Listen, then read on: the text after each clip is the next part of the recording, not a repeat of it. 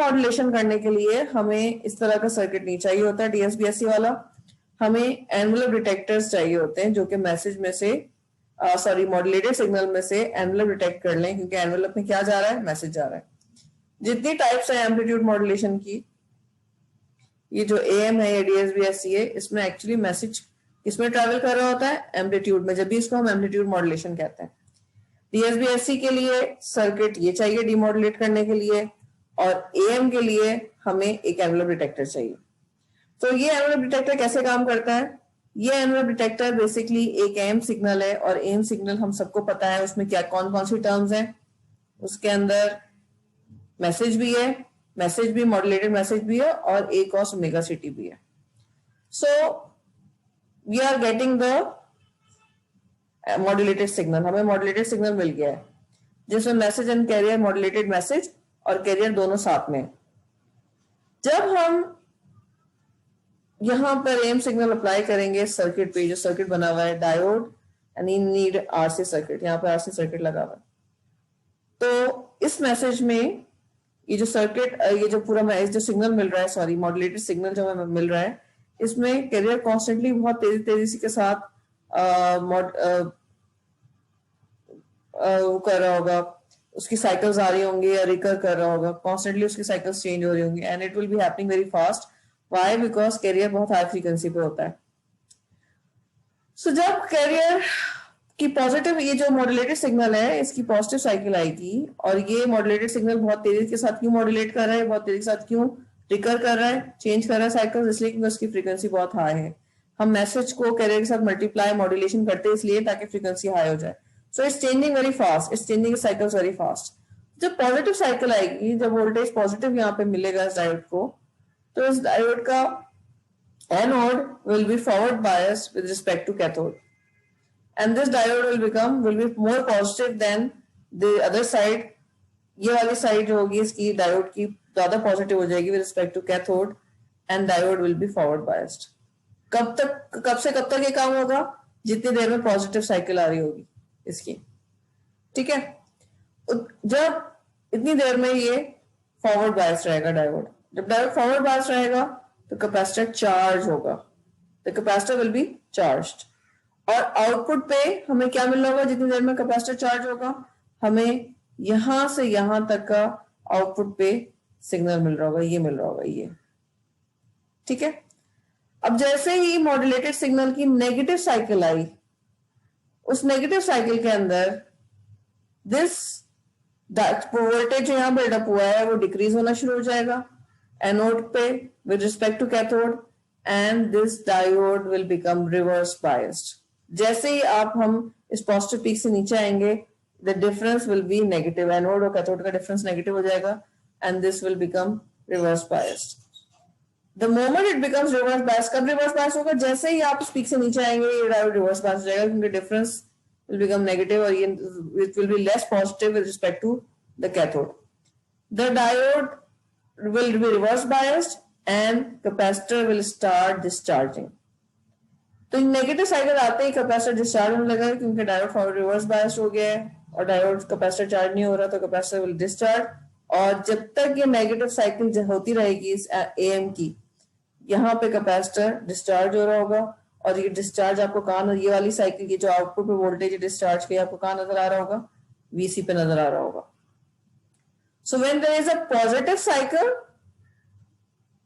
capacitor charges because diode is forward biased, and when as soon as the peak goes away and you start getting this negative half cycle, या ये positive peak से नीचे आना शुरू होता है, positive तो रहता है वोल्टेज लेकिन डिक्रीज होना शुरू हो जाता है, तो डायोड रिवर्स बायस हो जाता है और कैपेसिटर डिस्चार्ज होता है।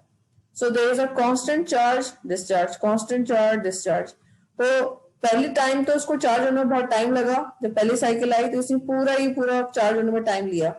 उसके बाद जितनी साइकिल्स आते रहेंगे पॉजिटिव और नेगेटिव, तो ये डिस्चार्ज होगा, नेगेटिव जैसी पीक जाएगी डिस्चार्ज होना शुरू होगा, उतनी देर में साइकिल नेगेटिव से दोबारा पॉजिटिव साइड पे आ जाएगी, और फिर इनका जैसे ही डिफरेंस पॉजिटिव हुआ एनोड कैथोड का, तो ये दोबारा चार्ज होगा, क्योंकि इसको वोल्टेज मिलना शुरू हो जाएगा।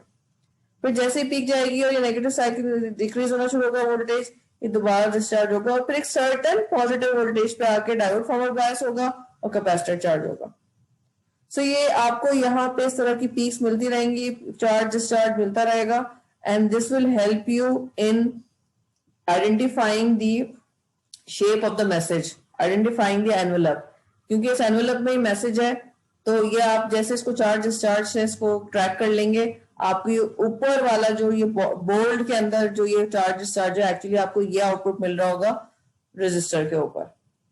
नाउ आप ये कहेंगे कि भाई ये तो मैसेज तो सही नहीं मिला है, तो चार्ज डिस्चार्ज की वजह से ये शेप सही नहीं है, और ये कॉन्स्टेंटली ये इसमें वो है पॉइंटेड, वो है एजेस हैं, इसकी पॉइंटेड एजेस हैं, ये बिल्कुल स्मूथ नहीं है जो एनवेलप डिटेक्ट हुआ है। तो इसके लिए एनवेलप डिटेक्टर के आगे डायोड्स के थ्रू ही शेपर्स, जिनको हम शेपर सर्किट कहते हैं, जो उसको स्मूथ बनाते हैं, ये जो एजेस जो पॉइंटेड एजेस होते हैं वोल्टेजेस के अंदर, उनको स्मूथ करने के लिए डायोड के सर्किट्स बनते हैं, डायोड शेपर सर्किट्स कहते हैं, उनके जरिए आप इनकी शेप को स्मूथ कर सकते हैं। लेकिन जो हमारा मेन टारगेट था वो हमने अचीव कर लिया है। अच्छा, अब इसमें आरसी कांस्टेंट जो शेप डिटेक्टर में जो सॉरी नॉट शेप डिटेक्टर, जो कैपेसिटर चार्ज डिस्चार्ज हो रहा है जिसके जरिए हम ये डिटेक्ट कर रहे हैं, एनुलर डिटेक्शन हो रही है, अगर इसमें आरसी कांस्टेंट की वैल्यू बहुत ज्यादा हुई तो ये डिस्चार्ज तो हो जाएगा जल्दी, लेकिन डिस्चार्ज होने में बहुत टाइम लेगा। और अगर इसने चार्ज होने में डिस्चार्ज होने में टाइम लिया तो इन द मीन टाइम बहुत सारी जो मॉड्यूलेशन की जो इसमें सिग्नल्स वो है एनवेलप है, वो आधे से ज्यादा गुजर चुका होगा, ये बहुत बड़ा पोर्शन उसका पास हो चुका होगा जितनी देर में डिस्चार्ज होगा। तो फिर ये चार्ज होगा और फिर ये डिस्चार्ज होने में बहुत टाइम लेगा। So we will lose most of the signal, हम बहुत सारा सिग्नल एनवेलप का लूज कर देंगे अगर इसने डिस्चार्ज होने में टाइम ज्यादा लिया, और वो जब भी होगा जब हम आरसी की वैल्यू बहुत बड़ी रखें। So for envelope detection RC value should be small and it should be very carefully chosen, इसको बहुत केयरफुली चूज करना पड़ता है ताकि charging discharging should be quick and we should be able to track the envelope, हमको envelope पूरा सही मिल जाए। और उसके आगे जो जिसमें शेप में जो पॉइंट्स हैं या इसमें एजी है, ये इसको हम स्मूथ कर सकते हैं यूजिंग सम डायोड सर्किट्स लगा के। So this is a very easy and very cheap cost effective circuit.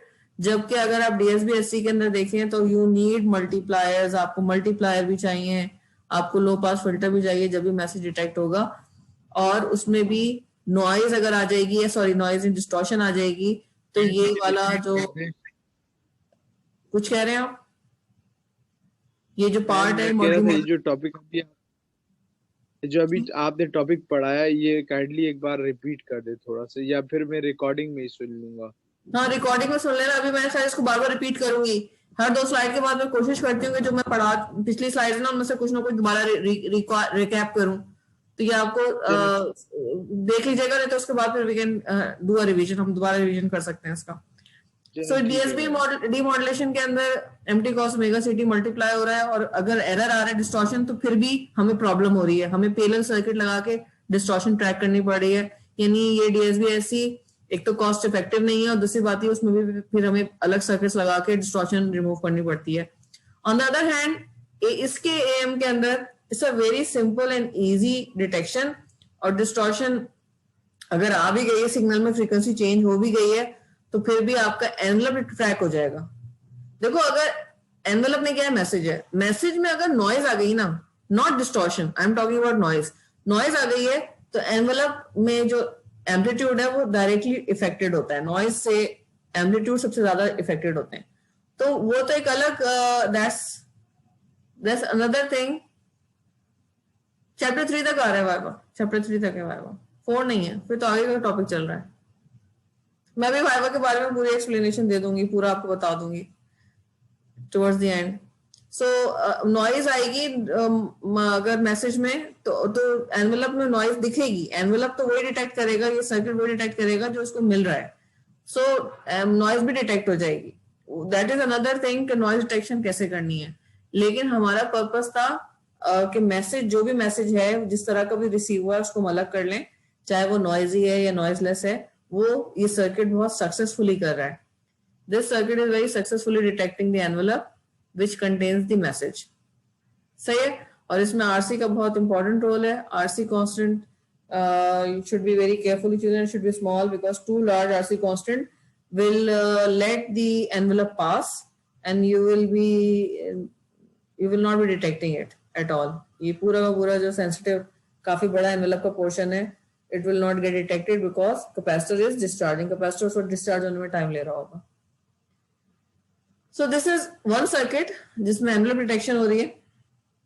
उसके अलावा एक और सर्किट है which is just थोड़ा सा modified version है envelope detection का, और उसके अंदर भी डायोड है लेकिन उसमें एक लो पास फिल्टर भी है. सो एक मिनट मैं इसको क्लियर करूं.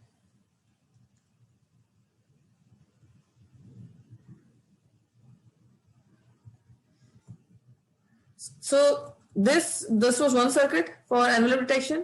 ये एक दूसरा सर्किट है फॉर एनवेलप डिटेक्शन, और ये बिल्कुल ये भी आसान है, लेकिन इसको तो हम देख लेते हैं अभी आपको कि इसमें कितना क्या क्या क्वेश्चंस होते हैं आपके. वो तो खैर कंपैरेटिवली बहुत इजी था. इसमें उस सर्किट को मैं उसके पॉइंट ऑफ व्यू से बोल रही हूँ, पेपर के पॉइंट ऑफ व्यू से. अगर मैं पेपर में कहती हूँ, अगर रिटन पेपर हो रहा है और मैं कहती हूँ आप एक एनवेलप डिटेक्टर बना दें, demonstrate the envelope detection using envelope detector circuit. तो envelope detector का मतलब ये होगा you have to sketch या demonstrate या आपको ये वाला फिगर बनाना पड़ेगा. लेकिन अगर मैं कहती हूँ कि show envelope detection या show AM demodulation, कि देखिए क्योंकि ये भी demodulation ही हो रही है और ये भी demodulation ही हो रही है, जहाँ पे मैसेज आउटपुट पे मिल जाएगा ना आपको demodulation ही है. ये अगर मैं आपसे कहूँ show AM demodulation using rectifier plus low pass, तो अगर तो ये वाला सर्किट होगा. और अगर मैं कहूँ show AM demodulation using envelope detector, तो ये वाला सर्किट होगा. तो ये दो सर्किट हैं, उनका नाम थोड़ा अलग अलग है, दोनों में डायोड यूज हुआ हुआ है. एक में डायोड के साथ LPF है और एक में डायोड के साथ RC सर्किट है. नाम याद रख लीजिएगा, थोड़ा सा नाम कभी कभार होता है स्टूडेंट कंफ्यूज हो जाते हैं, पेपर में पूछ रहे होते हैं कि इसमें कौन सा सर्किट बनाना है. अगर देखें ये जो एम सिग्नल है ना, यहाँ पे जो ये बनाना था एम सिग्नल, हम कह रहे थे ये amplitude modulated circuit AM signal है और एम्पलीट्यूड मॉड्यूलेशन हुई है इसमें, और ये मैसेज है इसमें सॉरी ये सिग्नल है, मॉड्यूलेटेड सिग्नल है. इसमें मैसेज कहाँ है? इसमें मैसेज एनवेलप में जा रहा है. ये सिग्नल उन्होंने यहाँ पे पूरा बना के दिखा दिया. This is what you receive. ये मिलता है आपको अगर हमने एम मॉड्यूलेशन की है. कौन सी वाली? कैरियर वाली, जिसमें कैरियर भी ऐड करके भेजा है, कॉस मेगा सिटी भी भेजा है. तो एनवेलप पूरा का पूरा ऊपर ही मिल जाता है आपको, एक्सेस से ऊपर, अगर कैरियर की वैल्यू सही चूज हुई, मॉड्यूलेशन इंडेक्स सही है. ये है एम सिग्नल. कौन सा सिग्नल? जो यहाँ पे अप्लाई हुआ है, यहाँ पे दिखाया ही नहीं है, यहाँ पे उन्होंने नीचे दिखा दिया उसको. यहाँ पे उन्होंने एज एन इनपुट दिखाया है कि एम सिग्नल में हमने क्या क्या अप्लाई किया हुआ है. एम सिग्नल में क्या जा रहा है? A plus M T cos omega C T जा रहा है. और विजुअली कैसा लग रहा होगा? A plus M T cos omega C T इस तरह का लग रहा होगा. This is how you are getting. ये सिग्नल आपको मिल रहा होगा. ठीक है. अब जैसे ही आपने इसको डायोड से पास किया ना, क्योंकि इसमें कैपेसिटर पिछली तरह से कैपेसिटर का तो कॉन्सेप्ट है नहीं, जो चार्ज डिस्चार्ज का कोई कॉन्सेप्ट होगा, तो फिल्टर लगा हुआ है इसको. तो आउटपुट ये तो एक रेजिस्टिव पॉइंट है. This is a resistor. ये तो सिर्फ जब भी डायोड फॉरवर्ड बायस होगा ये आउटपुट पे मिल जाएगा आपको कुछ ना कुछ वैल्यू, अदरवाइज ये रिवर्स बायस होगा, यहाँ पे आपको इस पॉइंट पे 0 मिल रहा होगा. तो आप कॉन्स्टेंटली देख रहे हो, अगर आप इस सर्किट को देखो ना, तो इसमें positive negative positive negative positive negative. तो जितने पॉजिटिव साइकिल्स हैं उसमें ये डायोड फॉरवर्ड बायस होगा, क्योंकि उसी तरफ रिवर्स रजिस्टर लगा हुआ 0 वोल्टेज है. और जितने नेगेटिव साइकिल्स हैं नीचे वाले, ये सारे के सारे इस पे उतने टाइम के लिए डायोड रिवर्स बायस होगा. तो आपको इस पॉइंट पे एरो भी बनाया हुआ, इस पॉइंट पे क्या क्या मिल रहा होगा? This positive cycle then 0, this positive cycle then 0, this positive cycle then 0. इस तरह से आपको पॉजिटिव साइकिल्स मिल जाएंगी सारी, और नेगेटिव साइकिल्स ये डायोड ब्लॉक कर देगा. सही है. सो VRT रजिस्टर पे वोल्टेज कितना होगा, ये विजुअली तो हमने दिखा दिया करके. अब क्वेश्चन ये है कि भाई ये देखने में यानी ये देखने में तो इस तरह का है, लेकिन इसकी इक्वेशन क्या है? What is the equation?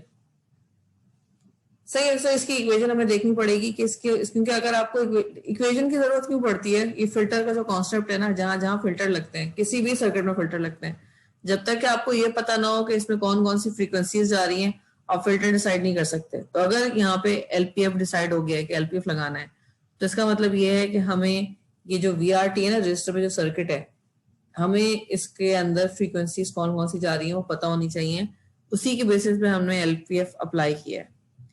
हो सकता है कुछ ऐसी फ्रीक्वेंसीज होती हैं कि हमें बैंड पास लगाना पड़ता है, वी डोंट नो, लेकिन हमें इन फ्रीक्वेंसीज का पता चलना जरूरी है। और फ्रीक्वेंसीज जब भी पता चलेंगी जब हमें इस पॉइंट पे इक्वेशन पता चलेगी।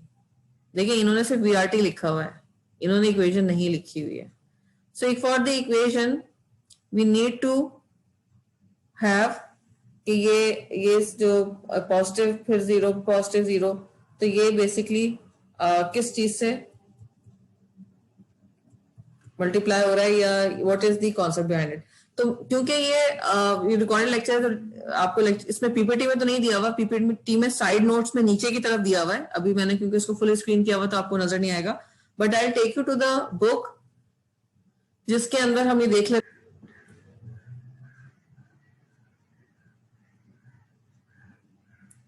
सो दिस इज अ सर्किट जो हम बात कर रहे हैं, this is a circuit we are talking about. सही, I think all are following this. हमने ए प्लस एम टी निकाल लिया, हमें ये वी आर टी मालूम करना है। तो सबसे पहले हम अज्यूम करते हैं कि ये जो आउटपुट मिला है ना, ये जो हमें वी आर टी रजिस्टर पे जो वोल्टेज मिल रहा है, A plus M T cos omega C T किसी सिग्नल से मल्टीप्लाई हो गया है। ये जो वी आर टी है ये हमें जो मिल रहा है ये basically it's multiplied with a signal W T. और डब्ल्यू टी है क्या? Pulse train. सो अब आप क्वेश्चन करेंगे कि ये पल्स ट्रेन से क्यों मल्टीप्लाई हो रहा है? सॉरी, क्योंकि अगर तुम पल्स ट्रेन को देखो, अगर मैं किसी भी सिग्नल को पल्स ट्रेन मल्टीप्लाई कर दूं,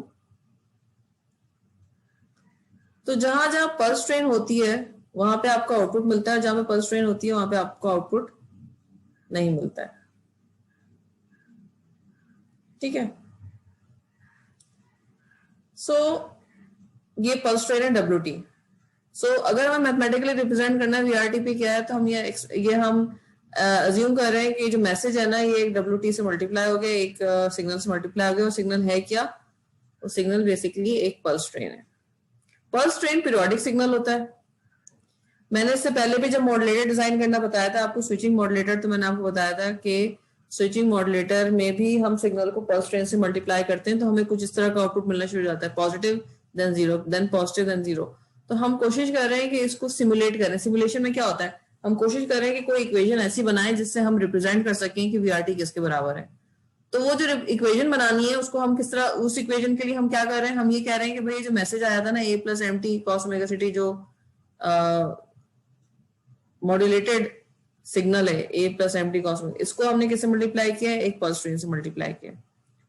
और पल्स ट्रेन का काम यही होता है कि ये जो पल्स ट्रेन है, सॉरी तो मैंने अक्रॉस जीरो दोनों साइड पे बना लिए, लेकिन हमें जो पल्स ट्रेन देनी इस पर्टिकुलर केस में जो पल्स ट्रेन चाहिए वो पॉजिटिव चाहिए। यानी पॉजिटिव का मतलब ये है कि हमें सिर्फ पॉजिटिव पल्सेस चाहिए और हमें नेगेटिव पल्सेस नहीं चाहिए। सो उस पल्स ट्रेन की इक्वेशन ये दी हुई है, हाफ प्लस, यानी उसमें एक हाफ क्यों लगा हुआ है? हाफ इसलिए लगा हुआ है कि हमने डीसी ऑफसेट ऐड किया है। डीसी ऑफसेट मतलब ये कि इसको पॉजिटिव एक्सिस पे कर लिया है। इसकी जो मिनिमम वैल्यू भी क्या होगी? हाफ तो होगी इसकी वैल्यू। तो एक पल्स ट्रेन है, उसकी इक्वेशन है हाफ प्लस 2/π cos ओमेगा। ये इसके सारे फोरियर कोएफिशिएंट्स हैं। आपको याद होगा ना, हर पीरियोडिक सिग्नल किससे रिप्रेजेंट हो सकता है? फोरियर सीरीज से। सो ये जो यहाँ पर डब्ल्यू टी की जो मैंने इक्वेशन यहाँ पे लिखी हुई है, ये बेसिकली इसका फोरियर सीरीज है किसकी? इस पल्स ट्रेन की। और ये पल्स ट्रेन एक पीरियोडिक सिग्नल है, इसलिए इसको हम रिप्रेजेंट कर सकते हैं इसकी फोरियर सीरीज से। तो हमने डब्ल्यू टी में ये हाफ प्लस 2/π cos ओमेगा सी टी माइनस 1/3 ये सारे टर्म्स लिख दी हैं। अब हम क्या करेंगे, हम इसको कोशिश करेंगे, कोशिश तो नहीं करना बल्कि इसको सॉल्व करना है। हम इसको सॉल्व करेंगे और सॉल्व करके हमसे 2 या 3 टर्म्स में हमें अंदाजा हो जाएगा कि हमें बेसिकली कौन सी टर्म रखनी है और कौन सी नहीं रखनी है। तो please be careful and be attentive right now. जो मैं चीज बताने वाली हूँ उसको जरा प्लीज समझ लीजिएगा। यहां तक क्लियर हो गया कि रेक्टिफायर में हमने इसको रिप्रेजेंट करने के लिए इस इक्वेशन को कि कैसे ये रिप्रेजेंट होगी वीआरटी, हमने ये अज्यूम किया है कि ये मैसेज पूरा का पूरा एक पल्स ट्रेन से मल्टीप्लाई हुआ है। जब कोई भी सिग्नल पल्स ट्रेन से मल्टीप्लाई होता है तो जहां पे पल्स ट्रेन 1 होती है वहां सिग्नल मिलता है, जहां पे 0 होती है सिग्नल नहीं मिलता। तो हमें बेसिकली क्या मिल जाएगा? हमें ये पॉजिटिव साइड ऑफ सिग्नल मिल जाएगा। क्योंकि पल्स ट्रेन जीरो, जहां जहां जीरो होगी अगर वहां पे नेगेटिव सिग्नल आया हुआ है तो वो हमें सिग्नल नहीं मिलना। तो पल्स ट्रेन की फ्रीक्वेंसी ऐसी रखी गई है कि जैसे जैसे सिग्नल, जहां जहां सिग्नल नेगेटिव हो ना वहां पे पल्स ट्रेन भी जीरो हो, तो नेगेटिव वाला पार्ट खुद ब खुद रिमूव हो जाएगा और हमें इक्वेशन मिल जाएगी। So that's why we are multiplying this with such a pulse train जो कि हमें मल्टीप्लाई होके इस सिग्नल से मल्टीप्लाई होके हमें क्या दे दे, वीआरटी दे दे। तो हमें पल्स ट्रेन को की जो फ्रीक्वेंसीज है वो हमने केयरफुली चूज की है। और पल्स ट्रेन खुद क्या है, एक पीरियोडिक सिग्नल है और उसको हमने as a Fourier series represent किया हुआ है, तो हमें ये एक्सप्रेशन मिल रहा है। अच्छा, अब अगर आप इनको देखें, सबसे पहले a प्लस एम टी में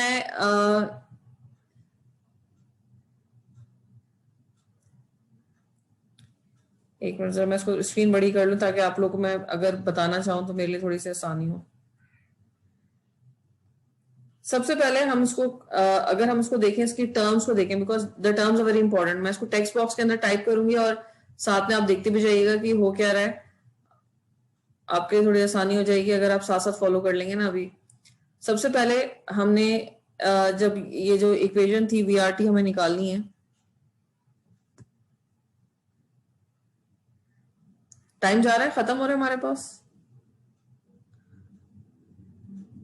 अच्छा चलो ठीक है, तो मैं दोबारा रिज्वाइन करती हूँ क्योंकि मुझे इक्वेशन को समझाना है, तो फिर उसमें ये ना हो कि बीच में मुझे दोबारा उसको बंद करना पड़े। तो रिज्वाइन कर लें प्लीज।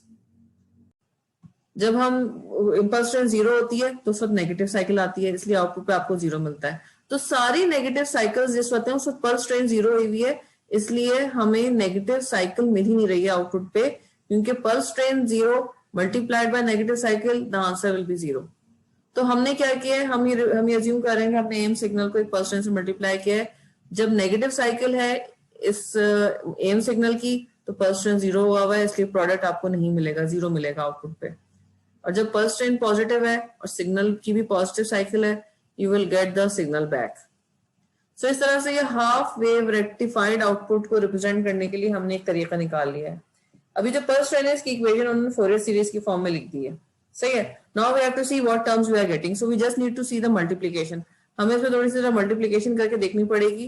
पहली दूसरी टर्म में हमें अंदाजा हो जाएगा कि हमें क्या कौन सी टर्म्स रखनी है और कौन सी नहीं रखनी है। So let's do some equations, mathematics here. हम इस पॉइंट पे मैथमेटिक्स कर लेते हैं इसकी थोड़ी सी।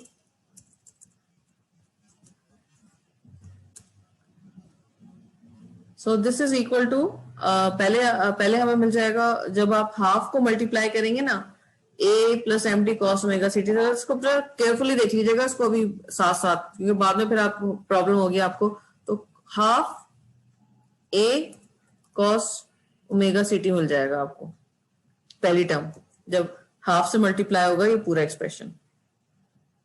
फिर दूसरी टर्म हमें मिल जाएगी half M T cos omega C T. ये दूसरी टर्म मिल गई। कब मिली? जब हमने हाफ को मल्टीप्लाई किया इससे, तो हाफ ए कॉस ओमेगा सी T, half M T cos omega C T, ये टर्म्स मिल गई।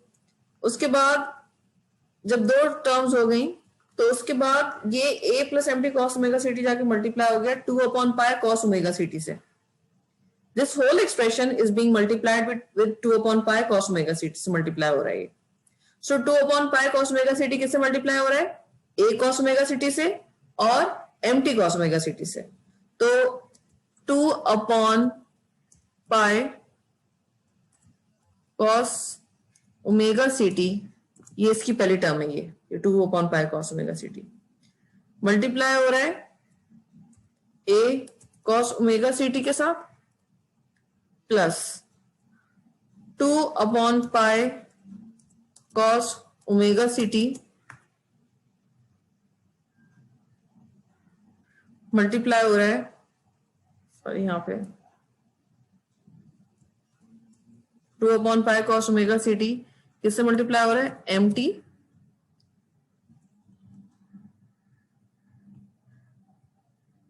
टी कॉस ओमेगा सी टी के साथ।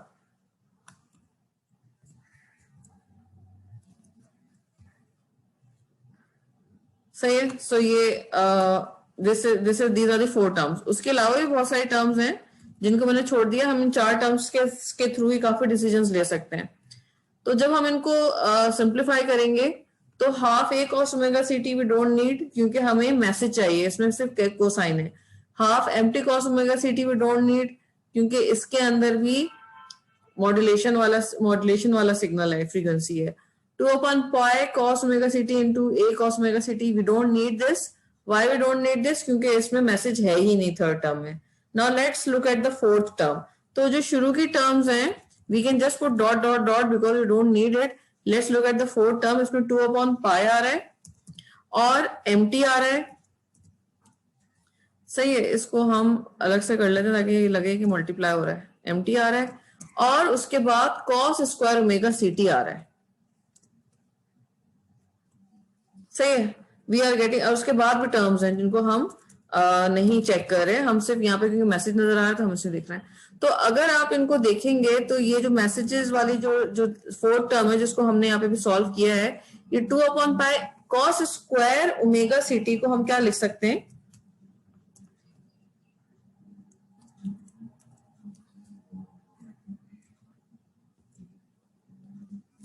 1 प्लस cos 2 थीटा वाला फॉर्मूला लगा दें। अगर हम 1 plus cos 2 omega c divided by 2, सही है। सो क्या होगा, उसके बाद भी और भी टर्म्स हैं जिनको हमने यहाँ पे छोड़ दिया। तो इसमें क्योंकि 2 मल्टीप्लाई भी हो रहा है, 2 डिवाइड भी हो रहा है, कैंसिल हो जाएगा। और उसके बाद mt सिर्फ आपको मिलेगा mt/पाई, एक टर्म मिलेगी। उसके बाद दूसरी टर्म क्या मिलेगी आपको, cos 2 ओमेगा सी टी भी है, सॉरी मैंने टी यहां पे लगाना भूल गई हूं मैं, डिवाइडेड बाय पाई, सही है। ये आखिर में ये 2 टर्म्स हमने एक्सप्रेस कर लिए हैं और इससे पहले भी टर्म्स है, इसके बाद में भी टर्म है। हमने फोर्थ टर्म को जो है वो ओपन किया है और हमने ये सारी टर्म्स लिख दिए mt वन। सो इसमें हमें कौन सी टर्म चाहिए, इसमें mt/पाई। तो मैंने ये पहले तो पूरा फॉर्मूला लिख दिया, इसके आगे भी टर्म्स हैं, इसके पीछे भी टर्म्स हैं, ये पूरा सॉल्व हो रहा है। उसके बाद मैंने जब इसको सॉल्व किया है तो ये यहाँ पे जो लास्ट टर्म है उसको 2/पाई mt cos square omega ct को फोर्थ टर्म को सॉल्व कर लिया, ना पहली टर्म को सॉल्व किया है ना सेकंड टर्म को सॉल्व किया है, लेकिन थर्ड टर्म को हम सॉल्व करके देख सकते हैं।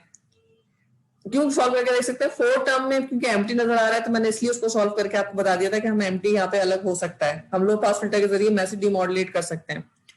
थर्ड टर्म के अंदर बेसिकली अगर आप इस थर्ड टर्म को मैं यहाँ पे सॉल्व कर दूं तो 2/पाई, third term I am solving third term, 2/पाई इंटू ए, 2/पाई इंटू ए, और cos स्क्वायर ओमेगा ct किसके बराबर होता है, 1 plus cos 2 omega ct divide by 2।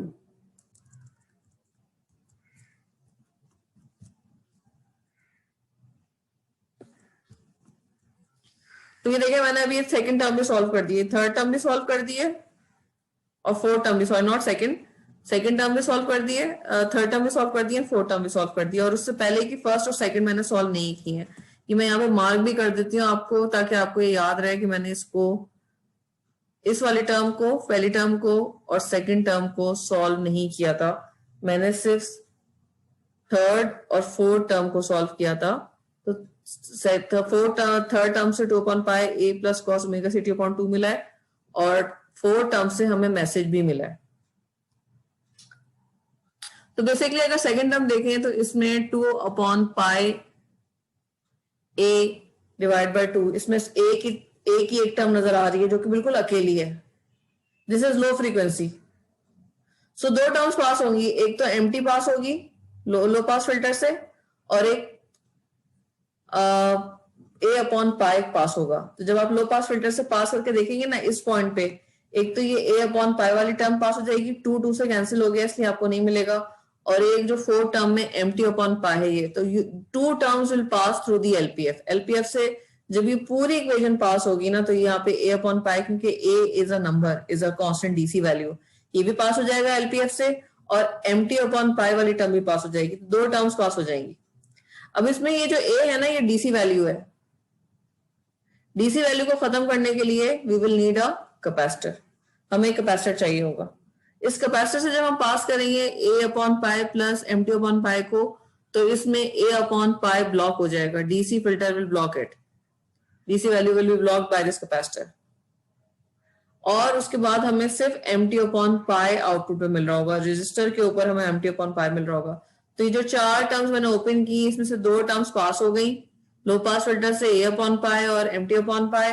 बाकी सारी टर्म्स आगे वाली भी ब्लॉक हो जाएंगी हाई फ्रीक्वेंसी की, और इन 4 में से भी काफी टर्म्स ब्लॉक हो गई। तो ये 2 टर्म्स पास हुई थी, फिर हमने कैपेसिटर अप्लाई किया, डीसी ऑफसेट हमने ब्लॉक कर दिया। डीसी ऑफसेट ब्लॉक करने के बाद हमें सिर्फ एम टी अपॉन पाई मिला है। ठीक है, सो ये अगर आपने कॉपी कर लिया ये इक्वेशन, तो can I switch to the PPT, मैं पीपीटी में वापस चली जाऊं। So this is envelope detection through rectifier and LPF. ये एनवेलप डिटेक्शन भी कर लेगा, ये एनवेलप डिटेक्शन भी करना है मेरे पास। तो अभी अच्छा, इस काफी लोग इस वक्त आ गए हैं। सो इसमें अगर कोई क्वेश्चन नहीं है तो can we move on to PPT. ये इक्वेशन अगर आपने सॉल्व कर लिया तो